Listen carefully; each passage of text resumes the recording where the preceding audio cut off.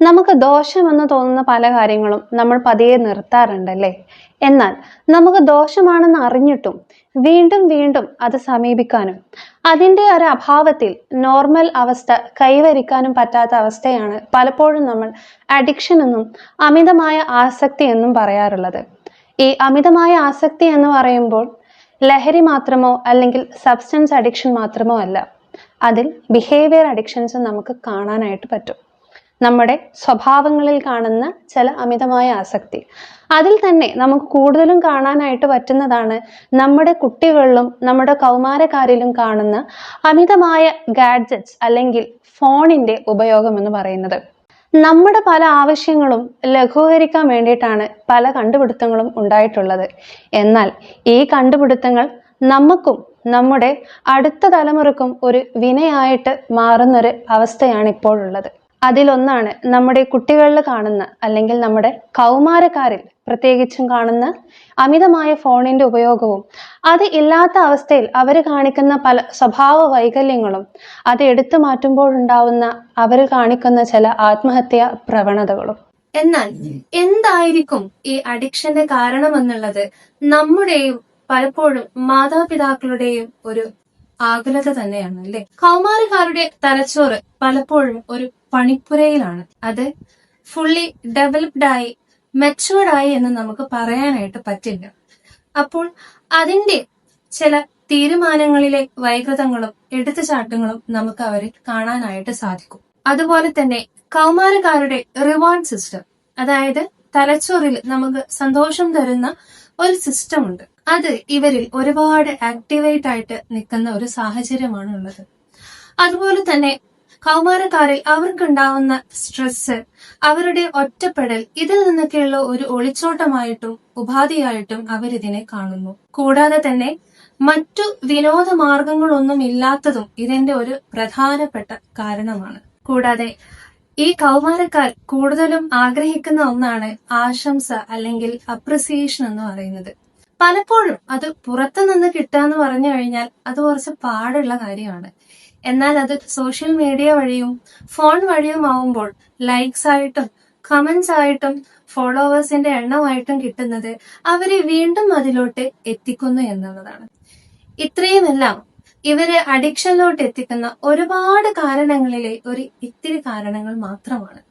നമ്മൾ മൊബൈൽ അഡിക്ഷനെ പറ്റി പറഞ്ഞ സമയത്ത് ഇപ്പോൾ ഒന്നുകൂടി ബെറ്റർ ആയിട്ട് ടേം പറയുകയാണെങ്കിൽ സ്മാർട്ട് ഫോൺ അഡിക്ഷൻ എന്ന് പറയാം. സ്മാർട്ട് ഫോൺ എന്നാകുമ്പോൾ കുറച്ചുകൂടി അഡ്വാൻസ്ഡ് ആയിട്ട്, മൊബൈലിന് കൂടി അഡ്വാൻസ്ഡ് ആയിട്ട് നമുക്ക് വിളിക്കാൻ വേണ്ടി പറ്റും, അതുപോലെ തന്നെ ഫോട്ടോ എടുക്കാം, കൂടുതൽ കാര്യങ്ങൾ പലതും ചെയ്യാൻ വേണ്ടി പറ്റുന്നതുകൊണ്ടാണ് സ്മാർട്ട് ഫോൺ എന്ന് പറയുന്നത്. അപ്പൊ ഈ സ്മാർട്ട് ഫോൺ അഡിക്ഷൻ എന്തുകൊണ്ട് കുട്ടികളിൽ വരുന്നതെന്ന് വെച്ച് കഴിഞ്ഞാൽ, ഒന്ന് നമുക്കറിയാം, ഇപ്പൊ നമുക്ക് ഏറ്റവും ഇഷ്ടപ്പെട്ട ഒരു കാര്യം ചെയ്യുകയാണെങ്കിൽ അത് വീണ്ടും നമുക്ക് ആസ്വദിച്ച് വീണ്ടും ചെയ്യാൻ പറ്റും. അതേപോലെ തന്നെ അതിന് കാരണമാവുന്നത് വെച്ചാൽ ഒരു ഫിസിയോളജിക്കൽ വശം ഉണ്ടാവും. ഈ ഫിസിയോളജിക്കൽ വശം എന്ന് പറയുമ്പോൾ അത് നമ്മളെ ബ്രെയിനിൽ നടക്കുന്ന ഒരു ആക്ടിവിറ്റിയാണ്. ബ്രെയിനിൽ ഒരു ഹോർമോൺ റിലീസ് ചെയ്യപ്പെടുന്നുണ്ട്, ഡോപ്പമൈൻ എന്ന് പറയുന്ന ഹോർമോൺ. അതാണ് നമുക്ക് ഹാപ്പിനെസ് കിട്ടാൻ കാരണമാവുന്ന ഒരു ഹോർമോൺ. അപ്പൊ നമ്മൾ മൊബൈൽ ഫോണിൽ സ്ക്രോൾ ചെയ്യുന്ന സമയത്ത് നമുക്ക് അതിൽ ഇഷ്ടപ്പെട്ട കാര്യങ്ങളായിരിക്കും അതിന് കാണാം. അതിന്റെ ഒരു അൽഗോരിതം സെറ്റ് ചെയ്തിരിക്കുന്നത് അങ്ങനെയാണ്. അതിന്റെ ഭാഗമായിട്ട് തന്നെ നമുക്ക് കൃത്യമായിട്ട് നമുക്ക് ഇഷ്ടപ്പെടുന്ന കാര്യങ്ങൾ വീണ്ടും വീണ്ടും കിട്ടിക്കൊണ്ടിരിക്കും. ആ ഒരു കിട്ടുന്ന സമയത്ത് തന്നെ നമ്മുടെ ബ്രെയിനിലും അതിനനുസരിച്ച് ഡോപ്പമീൻ റിലീസ് ചെയ്യുന്നുണ്ടാവും. അപ്പൊ ഈ ഡോപ്പമീൻ ഇങ്ങനെ കണ്ടിന്യൂസ് ആയിട്ട് റിലീസ് ചെയ്യുന്നതിന്റെ ഭാഗമായിട്ട് ബ്രെയിനിൽ ഒരു ന്യൂറോപ്ലാസ്റ്റിസിറ്റി ആണ് ഒരു കഴിവുണ്ട് ബ്രെയിനിന്. അതായത് ഒരു പുതിയ ന്യൂറൽ പാത്വേ അവിടെ ഡെവലപ്പ് ചെയ്യും. ഈ ന്യൂറൽ പാത്വേ സ്ട്രോങ് ആവുകയും ചെയ്യും. കാരണം എന്താ വെച്ചാൽ ഈ ഡോപ്പമീൻ കൃത്യമായിട്ട് നല്ല രീതിയിൽ പ്രൊഡ്യൂസ് ചെയ്യുന്നുണ്ട്. അപ്പൊ ഈ ന്യൂറൽ പാത്വേ ഡെവലപ്പ് ചെയ്യുന്നതിന്റെ ഭാഗമായിട്ട് പിന്നീട് നമുക്ക് അത് എന്തായിരിക്കും, എപ്പോ മൊബൈൽ എടുത്തു കഴിഞ്ഞാലും ഇപ്പൊ ചിലപ്പോൾ കുട്ടികളാണെങ്കിൽ യൂട്യൂബ്, അതല്ലെങ്കിൽ ഇൻസ്റ്റാഗ്രാം, ഇങ്ങനത്തെ കാര്യങ്ങളിൽ ഇപ്പൊ സ്നാപ്ചാറ്റ്, അങ്ങനത്തെ ഒരുപാട് ആപ്പുകളുണ്ട്. ഈ ആപ്പുകളൊക്കെ അതിന്റെ ഡിസൈനും തന്നെ അതുപോലെ തന്നെ അത്രയും അട്രാക്റ്റീവ് ആയിട്ട് ഇവർക്ക് കാണാൻ വേണ്ടിയിട്ടും നമുക്കൊരു സ്പേസും കൂടിയാണ്. അവരിപ്പോ ഒരു ഫോട്ടോ പോസ്റ്റ് ചെയ്ത് കഴിഞ്ഞാൽ അതിന് ലൈക്ക് കിട്ടുന്നു, അപ്പൊ അത് നോക്കുന്നു, അതൊരു ഹാപ്പിനെസ്, ഒരു ഡോപ്പമൈൻ റിലീസ് ചെയ്യപ്പെടുന്നുണ്ട്, നല്ലൊരു കമന്റ് കിട്ടുന്നു.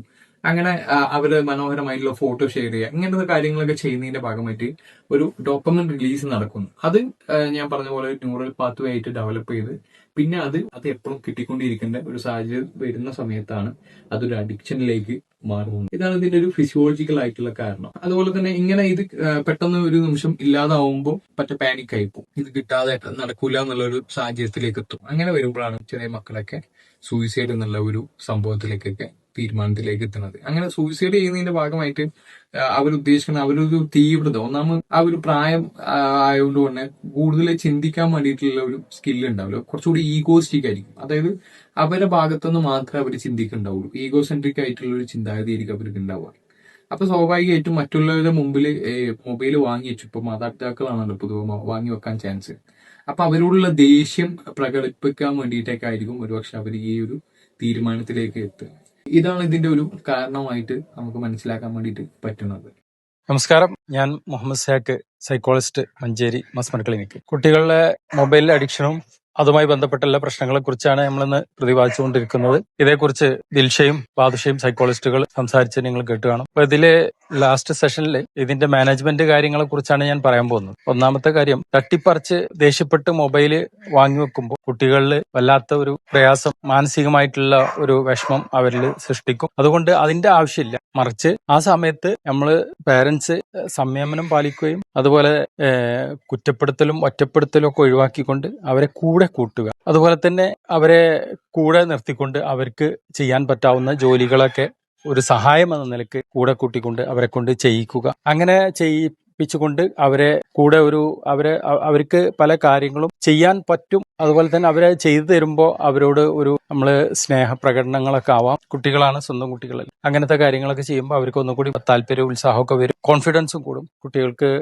എന്തെങ്കിലും പ്രവൃത്തികൾ ചെയ്തതിലുള്ള ഒരു കോൺഫിഡൻസ്, സെൽഫ് കോൺഫിഡൻസ് ഒക്കെ പ്രത്യേകമായിട്ട് ഫീൽ ചെയ്യും. അത് ആദ്യം മുതൽ അവസാനം വരെ ചെയ്യിക്കണം. അതുപോലെ തന്നെ പ്രത്യേകം ശ്രദ്ധിക്കേണ്ട കാര്യം, പേരൻസ് നല്ല ചങ്കുറപ്പുള്ള പേരൻസ് ആയിരിക്കണം. കുട്ടികളുടെ മുന്നിൽ വെച്ച് പല കേസുകളും ഞാൻ കണ്ടിട്ട് പേരൻസ്, ഉമ്മമാര് പൊട്ടിക്കരയുക, സങ്കടപ്പെടുക, എപ്പോഴും സങ്കടവും വിഷമമൊക്കെ പറഞ്ഞുകൊണ്ടിരിക്കുമ്പോൾ കുട്ടികൾക്ക് അത് പേരൻസ് അത്ര സിമ്പിൾ ആണ് എന്നുള്ളൊരു തോന്നലുണ്ടാവും. അങ്ങനെ പാടില്ല. ഒരു ചങ്കുറപ്പോട് കൂടിയിട്ട് തീരുമാനത്തിൽ ഉറച്ചു നിൽക്കുക തന്നെ വേണം. അതുപോലെ തന്നെ നമ്മൾ അഥവാ ദേഷ്യപ്പെട്ടാൽ, കുറ്റപ്പെടുത്തലൊക്കെ ഉണ്ടായാൽ, അപ്രതീക്ഷിതമായി സംഭവിച്ചാൽ തന്നെ നമ്മളെ പേരൻസ് കുട്ടികളുടെ മേലിൽ ഒരു ശ്രദ്ധ വെക്കണം. കാരണം അവർക്ക് പ്രയാസം, പ്രത്യേകിച്ച് എന്നാൽ നമുക്ക് പേരൻസിന് പേടിയുണ്ട് എന്ന് കുട്ടികൾക്ക് തോന്നാൻ പാടില്ല. അതോടൊപ്പം കുട്ടികള് ഒറ്റക്ക് പോയി എന്തെങ്കിലും പണികൾ ഒപ്പിക്കുന്ന വിഡ്ഢിത്തരങ്ങളിലായിരിക്കും അവർ ചെന്ന് ചാടുന്നത്. ഇത് ഒന്നുകിൽ പിന്നെ പേരൻസിനെ ഒന്ന് പേടിപ്പിക്കാനെന്നോ അല്ലെങ്കിൽ ഒന്ന് അവരെ വേദനിപ്പിക്കാനെന്നില്ലേൽക്കും. അങ്ങനെ പല ഒന്ന് രണ്ട് കാര്യങ്ങൾ പ്രത്യേകിച്ച് മനസ്സിൽ വിചാരിച്ചുകൊണ്ടായിരിക്കും ഇവര് ഇതിനൊക്കെ മുതിരുന്നത്. അതുപോലെ തന്നെ മറ്റൊരു കാര്യമാണ്, വീട്ടിൽ പത്രമാധ്യമങ്ങൾ വരുത്തിക്കൊണ്ട്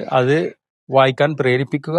പലപ്പോഴും കുട്ടികൾ ഇന്ന് പത്രമൊക്കെ വന്നാലും വായിക്കാൻ മടിക്കുന്നുണ്ട്. പക്ഷെ എന്നാൽ അത് കൂട്ടത്തിൽ ഇരിക്കുന്ന സമയത്തൊക്കെ അതിനെ കുറിച്ച് ചർച്ച ചെയ്യുക. അപ്പൊ സ്വാഭാവികമായിട്ടും അവർക്ക് പത്രമാധ്യമങ്ങൾ വായിക്കേണ്ടത്, ഇന്നത്തെ വാർത്തകൾ അപ്ഡേറ്റ് ചെയ്യേണ്ട ആവശ്യകത അവർക്ക് ബോധ്യപ്പെടും. അതുപോലെ തന്നെ അവരെ എന്തെങ്കിലും ജോലികളൊക്കെ ഏൽപ്പിച്ചുകൊണ്ട് അതിന് പാരിതോഷികം കൊടുക്കുക. അത് അവരുടെ എന്തെങ്കിലും ആവശ്യങ്ങൾക്ക്, ചെലവുകൾക്കൊക്കെ വേണ്ടി ഉപയോഗിക്കാൻ വേണ്ടിയിട്ട് മാറ്റിവെക്കാൻ പഠിപ്പിക്കുക. അതുപോലെ തന്നെ വീട്ടിലെ പെറ്റിനെ വളർത്തുക, എന്തെങ്കിലും മൃഗാദികളെയൊക്കെ വളർത്തിക്കൊണ്ട് അതിനെ പരിപാലിക്കുകയും അതിനെ നോക്കാനും മറ്റും പഠിപ്പിക്കുമ്പോൾ സ്വാഭാവികമായിട്ടും അവർക്ക് ഒരു സന്തോഷവും അതുപോലെ തന്നെ ഇവറ്റകളുമായിട്ട് ഇടപഴകുമ്പോൾ ഉണ്ടാകുന്ന മനസ്സിനുള്ള ഒരു ഹാപ്പിനെസ്, അതുപോലെ അവരുടെ സ്നേഹപ്രകടനം, അതൊക്കെ അവർക്ക് ഭയങ്കര സന്തോഷം ഉണ്ടാക്കും. കാരണം ഈ മൊബൈൽ അല്ലാത്ത ഒരു ലോകം, അതല്ലാത്ത പല ആക്ടിവിറ്റീസും ഉണ്ട് എന്ന് അവരെ ബോധ്യപ്പെടുത്തി കൊടുക്കുകയാണ് ചെയ്യുന്നത് അതിലൂടെ. പിന്നെ അതുപോലെ തന്നെ എപ്പോഴും ശ്രദ്ധിക്കേണ്ട കാര്യം, കുട്ടികളെ ഒപ്പം നിൽക്കുക എന്ന് വെച്ചാൽ അവരെ കൂടെ നിന്ന് സപ്പോർട്ട് ചെയ്തുകൊണ്ട് അവരാൽ കഴിയുന്ന മറ്റുള്ള കുട്ടികളുമായി ഒരു കാരണവശാലും താരതമ്യം ചെയ്യരുത്. അവരാൽ കഴിയുന്ന കാര്യങ്ങൾ അവര് ചെയ്യട്ടെ, അതിനെ പ്രോത്സാഹിപ്പിക്കുക, അതിനെ അപ്രീഷിയേറ്റ് ചെയ്യുക. പിന്നെ അതുപോലെ തന്നെ മൊബൈല് നല്ല കാര്യങ്ങൾക്ക് വേണ്ടിയിട്ട് മാത്രമാണ് കുട്ടികൾ ഉപയോഗിക്കുന്നതെന്നല്ലേ പാരന്റ്സ് ഇടയ്ക്ക് ശ്രദ്ധിക്കുക. ഇപ്പൊ കഴിഞ്ഞ ദിവസം ഒരു പാരന്റ് ഒരു കേസുമായി വന്നപ്പോൾ പറയുകയുണ്ടായി, രാത്രി 1:30 മണിക്ക് കുട്ടി മറ്റുള്ളവരൊക്കെ ഉറങ്ങിയതിന്റെ ശേഷം എഴുന്നേറ്റ് മൊബൈലെടുത്ത് പിന്നെ അവന്റെ ബെഡിൽ പോയി പുതപ്പിട്ട് മൂടി അതിൻ്റെ അകത്തിരുന്നു കൊണ്ട് 4 മണി വരെയൊക്കെ മൊബൈൽ കാണുന്ന അവസ്ഥ കാണാനിടയായി എന്ന് പറയുന്നുണ്ട്. അതിലൊക്കെ എന്താ വെച്ച് കഴിഞ്ഞാൽ, നമുക്ക് പാരൻസ് ഒരു കുട്ടികളുടെ മേലിൽ ഒരു കണ്ണ് വെച്ചുകൊണ്ട്, അതായത് അവര് ഇപ്പോൾ പാരൻസ് രാത്രി ഇടയ്ക്കൊക്കെ എഴുന്നേൽക്കുന്ന ഒരു സാഹചര്യം വരുന്ന സമയത്ത് ഇടയ്ക്കൊന്ന് കുട്ടികളുടെ റൂമിലേക്കൊക്കെ ഒന്ന് ശ്രദ്ധിക്കുക. അങ്ങനെയുള്ള കാര്യങ്ങളൊക്കെ ചെയ്തുകൊണ്ട് നമുക്ക് ഇവര് മൊബൈൽ നല്ല കാര്യങ്ങൾക്ക് വേണ്ടി മാത്രമാണ് ഉപയോഗിക്കുന്നത്, അല്ലെങ്കിൽ കുട്ടികൾ വഴിതെറ്റി പോകുന്നില്ല എന്നുള്ളത് ഉറപ്പുവരുത്താൻ വേണ്ടി നമുക്ക് സാധിക്കും. എന്തായാലും കൂടുതൽ വിശദമായിട്ട് പറയുമ്പോൾ പരിമിതികളുണ്ട്, പറയണമെന്നുണ്ട്. എന്തായാലും പറഞ്ഞ കാര്യങ്ങളൊക്കെ ശ്രദ്ധിക്കുക. Thank you very much.